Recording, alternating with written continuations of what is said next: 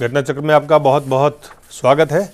आज हम चर्चा करेंगे गठबंधन की राजनीति का जो हाल है देश में, या देश का जो हाल है गठबंधन की राजनीति के कारण।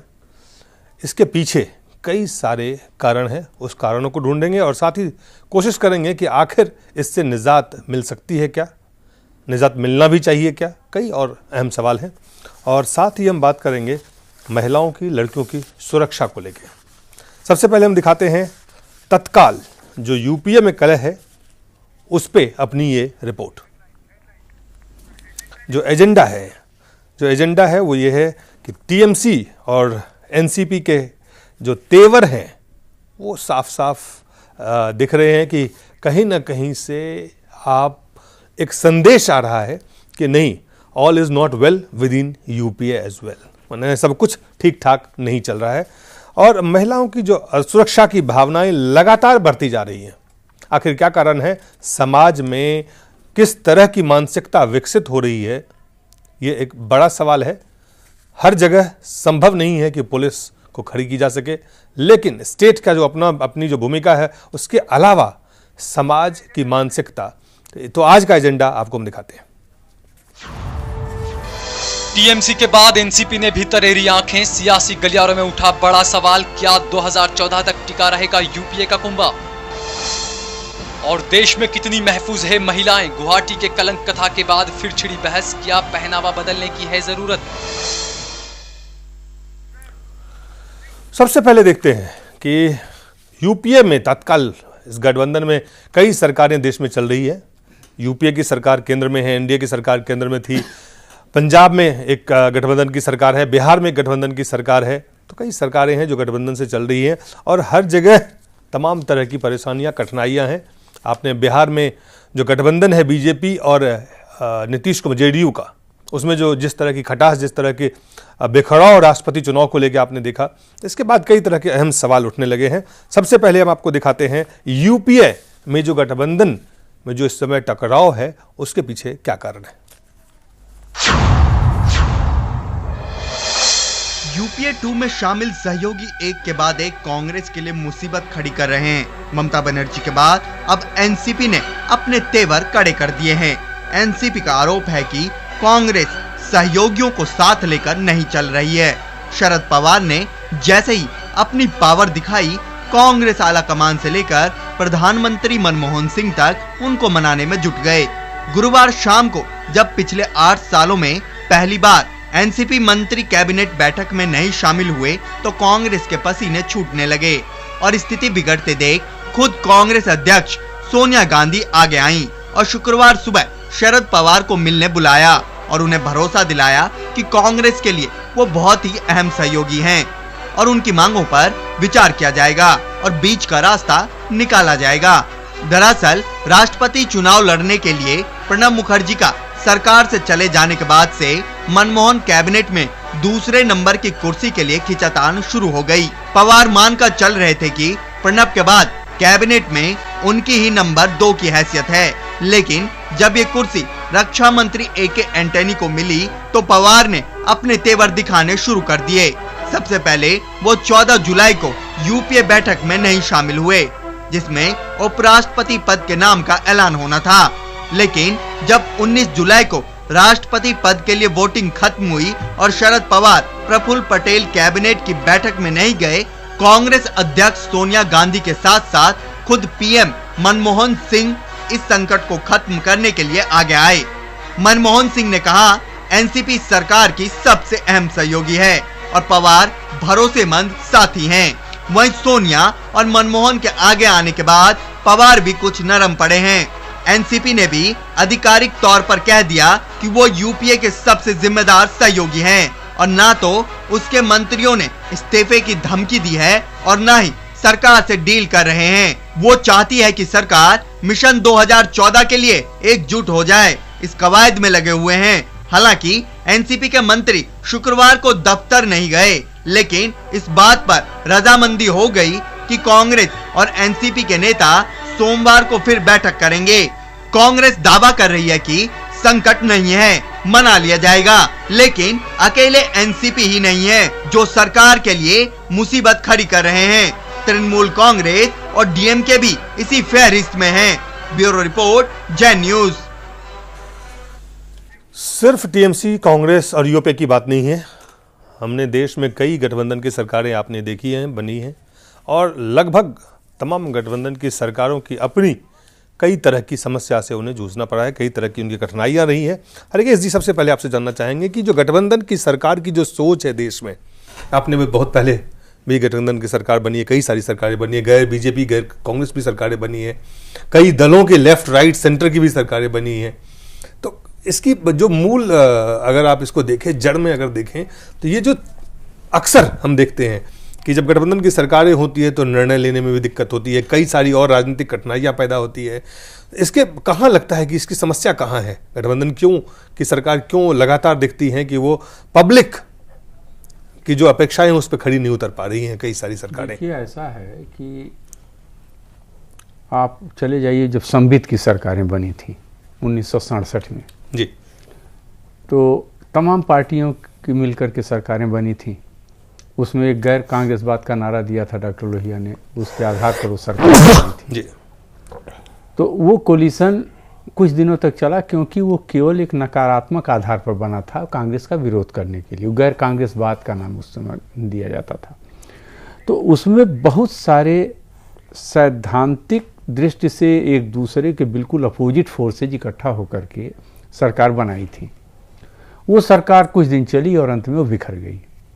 तो उस समय जो सवाल ज़्यादातर खड़े हुए, क्योंकि सब पुराने बड़े लीडर्स थे तमाम पार्टियों के, तो नीतिगत सवालों पर झगड़े हुए, मनमुटाव हुआ, या डिफरेंसेज आप कह सकते हैं कि जो विरोध था या जो आंतरिक उनकी जो समस्याएं थी वो नीतिगत थी या वैचारिक थी। हाँ, वैचारिक, नीतिगत, इस तरह की चीजें सैद्धांतिक थी, आप कह सकते हैं आइडियोलॉजिकल डिफरेंसेस थे। तो लेकिन चूंकि कंट्राडिक्टरी आइडियोलॉजी के लोग, कम्युनिस्ट पार्टी और जनसंघ एक साथ रह करके अगर कोई सरकार चलाएं तो आप इसे क्या कहेंगे? दोनों एक दूसरे के अपोजिट सोच वाले विचारधारा के लोग हैं, आइडियोलॉजी के।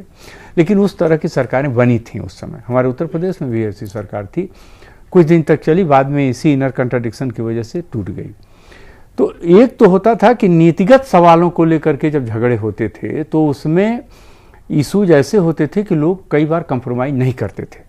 उस समय के लीडर्स, उस समय के नेता भी थे, उनके विचारधाराओं और उस समय के नेताओं की एक खास विशेषता थी कि वो नीतिगत सिद्धांतों पर कंप्रोमाइज बिल्कुल नहीं करते थे, चाहे सत्ता रहे या जाए, कुर्सी रहे या जाए।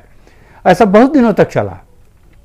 77 में भी जब नेशनल लेवल पर जनता पार्टी की सरकार बनी तो उस समय भी नीतिगत सवालों को लेकर के झगड़े हो गए जी। लेकिन एक चीज पाया गया कि नीतिगत होते हुए भी कहीं कहीं कुछ व्यक्तिगत महत्वाकांक्षाएं भी रहा करती थी। 77 में ये चीज दिखाई दी, जबकि बड़े लोग थे। 77 में भी जो सरकार बनी उसमें अपोजिशन में भी बड़े लोग थे, लेकिन नीतिगत सवाल उठाए गए थी उसमें। वहां पे भी सैद्धांतिक कुछ सैद्धांतिक बातें ही खड़ी हुई, क्योंकि उसमें खास तौर से जनसंघ घटक जो उसमें था जनता पार्टी में, उसमें डबल मेंबरशिप वाले सवाल को, दोहरी सदस्यता के सवाल को लेकर के झगड़ा खड़ा हुआ कि जो लोग आरएसएस के हैं वो अगर जनसंघ में हैं तो ऐसा नहीं चलेगा। जनसंघ के जो सीधे वो लोग हों, बाद में तो भारतीय जनता पार्टी में कन्वर्ट हो गया, लेकिन वो जनसंघ और आरएसएस के बीच का एक सवाल खड़ा हुआ था, उसको लेकर के लोगों ने सवाल उठाए। लेकिन यह भी सही बात है कि उस नीतिगत और वैचारिक जो मतभेद पैदा हुए उसमें कहीं न कहीं कुछ व्यक्तिगत सवाल भी सामने थे, कुछ व्यक्तिगत महत्वाकांक्षाएं आप कह सकते हैं कि थी, लेकिन वो फिर भी पर्दे के पीछे थी और बहुत ज़्यादा उसको नहीं, लेकिन काफ़ी लोगों ने उसे समझा इस ढंग से, चल नहीं पाई सरकार, चला नहीं, और बाद में सरकार टूट गई उसी आधार पर। तो ऐसे कोलिशन, तो जिन उम्मीदों से लोगों ने, तो ही मैं कह रहा हूँ आपसे कि कोलिशन सरकार की परंपरा तो बहुत पहले से चली, और ये कोलिशन सरकार की परंपरा चलते चलते आज के स्तर पर पहुंच गई है, जिसमें आपने केंद्र से लेकर के तमाम स्टेट्स के अंदर, जैसे बिहार वगैरह की, आप बिहार में है, पंजाब में है, बहुत सारी जगहों, महाराष्ट्र में है, हर जगह कोलिशन में कुछ न कुछ प्रॉब्लम्स हैं। अच्छा, वो नीतिगत भी हैं और कुछ व्यक्तिगत महत्वाकांक्षाओं के भी कारण होते हैं। पहले नीतिगत और वैचारिक ज्यादा था, अब व्यक्ति जो है, हाँ, अब वो बहुत सारे मामलों में अब ये देखा जा रहा है कि एक नेता थे, हम नाम नहीं लेना चाहते हैं, उनके बारे में एक बार मधुलिमय ने कहा था कि ये जो है अपने व्यक्तिगत मामले को राष्ट्रीय स्तर पर की समस्या बना करके इस तरह से पेश करते हैं कि जैसे लगता है कि कोई राष्ट्रीय समस्या है। तो वो चीज़ जो है बहुत सारे लोगों पर आज लागू होती है। बहुत से नेता ऐसे हैं, तमाम कोलिशंस में आप पाएंगे, चाहे स्टेट गवर्नमेंट हो या सेंटर में हो या और हो, व्यक्तिगत मामले होते हैं जिसको कि नीतिगत एक चेहरा देने की कोशिश होती है, वैचारिक सैद्धांतिक चेहरा देने की कोशिश होती है, लेकिन ये चीज़ें छिपती नहीं हैं, कहीं न कहीं सामने उभर करके आ जाती हैं। तो अब ये सवाल है कि कोलिशन को अगर चलाना है तो आपको अपने व्यक्तिगत महत्वाकांक्षाओं को थोड़ा पीछे करना पड़ेगा। और कोलिशन को चलाना, कोई भी कोलिशन, क्योंकि अब कोलिशन सरकारें बन रही हैं, फ्रैक्चर मैंडेट आ रहे हैं, कोलिशन सरकारें बन रही हैं, तो कोलिशन चलाने की जिम्मेदारी सबकी होती है। हाँ, ये जरूर आप कह सकते हैं कि जिसका बहुमत होता है, जो लीडिंग पार्टी होती है, उसकी ज़्यादा जिम्मेदारी होती है, लेकिन जिम्मेदारी तो सभी की होती है। तो ये झगड़े होते हैं, समस्याएं पैदा होती हैं। जब वाजपेयी जी सरकार चला रहे थे तो उसमें भी झगड़े पैदा हुए, जयललिता के साथ, ममता के साथ हुआ, बाद में ममता हट भी गई। ये बहुत सारी चीजें अभी हाल में ही बिहार में जो चीजें हुई है, अरे तो किसी तरह से बचा है, नहीं तो वो भी जाना ही वाला था, वो भी मामला बिगड़ने वाला था, लेकिन वो भी किसी तरह से बचा है। लेकिन वही मैंने आपसे कहा कि व्यक्तिगत सवालों को ज़्यादा तरजीह न दे करके देश और समाज के हित की तरफ अगर ध्यान दे करके लोग काम करें तो ये समस्याएं अपने आप सॉल्व हो जाएंगी। लेकिन अगर इस बात को, खैर ये बात तो रहेगी ही रहेगी बैकग्राउंड में, लेकिन ये जरूरी है और देखा भी गया है कि कोलिशन में अगर कोई डिफरेंसेज हुए हैं तो लोगों ने आपस में बातचीत करके उसका हल निकाला और कोलिशन को चलाया है। वाजपेयी जी की भी सरकार चली, दूसरी सरकारें राज्यों में भी चल रही हैं, ये सरकार भी जो चल रही है यूपीए 1 भी ऐसे चली थी, यूपीए 2 भी चल रही है। महत्वपूर्ण सवाल है एक कि जो इस वक्त कई सारी लड़ाइयां हैं, पुष्कर बिहार में भी हो रही है, जो बीजेपी और जेडीयू के बीच में जिस तरह के जुबानी जंग पीछे देखने को मिला। पंजाब में बीजेपी के नेताओं की शिकायत लगातार बढ़ती जा रही है, महाराष्ट्र में भी रहती हैं, अन्य जगहों पे भी जहां जहां सरकारें हैं कोलिशन की ये बातें। तो इस समय जो समस्याएं दिख रही हैं सामने में इन कोलिशन पार्टनर्स के बीच में, वो क्या है? वो व्यक्ति का है या विचार का है या खास करके स्वार्थ का है? दिलीप जी, यहाँ पे जो बात हरकेश जी कह रहे थे, मैं सहमत हूँ कि जब 67 और 77 तक था नीतिगत, 89 में हम लोगों को जो हम समझ रहे थे, काशीराम ने नारा दिया था कि हमें मजबूत सरकार गठबंधन की नहीं चाहिए, मजबूर सरकार चाहिए। तब से ये स्वार्थ कि हमें सत्ता में पहुंचना है, सत्ता में भागीदारी चाहिए, वो शुरुआत से बसपा ने नारा ही ये बना के निकाला था कि हमें मजबूत सरकार नहीं चाहिए। जब समाजवादी पार्टी के साथ बनाई थी या आगे भाजपा के साथ गठबंधन किया 96 में उत्तर प्रदेश में, हमें मजबूर सरकार चाहिए। और उसका बड़ा रूप अब देखते हैं कि छोटी छोटी बातों पर कि नंबर 2 आधिकारिक तौर पर नहीं आता है। अब अपना महत्व, स्वार्थ जो आप कह रहे हैं वो ज्यादा आगे आने लगा है, या राष्ट्रीय मुद्दे, आज महंगाई है, इन्फ्लेशन बढ़ रहा है या भ्रष्टाचार बढ़ रहा है, इस मुद्दे पर राज्यों का विकास का मुद्दा है। कभी आपने देखा हो कि इस बात को लेके आगे बढ़े हो? ये हित नहीं, अपने वोटर का हित लेके आप करुणानिधि और जयललिता को देख लीजिए, वहां अपोजिशन में, लेकिन अभी जैसे ही श्रीलंका ने वहां पर ट्रेनिंग शुरू की तमिल रक्षा के नाम पर, वो लोग एक साथ खड़े दिखाई दे रहे हैं, सरकार को धमकी दे रहे हैं। बिल्कुल बिल्कुल, आप ये कह रहे हैं कि कहीं ना कहीं एक जो महत्वपूर्ण बात है वो ये नहीं है कि वैचारिक और वहां तक व्यक्ति तक, ये कहीं ना कहीं वो जो मजबूर और सत्ता पाने की जो बात है, हमारी धमक चले, सत्ता के जो स्वार्थ निहित जो छिपा दिख रहा है, उसके लिए तमाम झंझट और ये बवाल जो है और ये टकराव जो है उसके कारण से है, ना कि कोई जन मुद्दे की कोई बड़ा काम हो रहा है कि उसके लिए करना चाहिए। चलिए एक छोटा सा ब्रेक लेंगे, ब्रेक के बाद हम वापस आएंगे नए मेहमान के साथ, हमारे साथ स्टूडियो में होंगे हरकेश जी, हमारे साथ रहेंगे, हम इस पर चर्चा करेंगे एक छोटे से ब्रेक के बाद।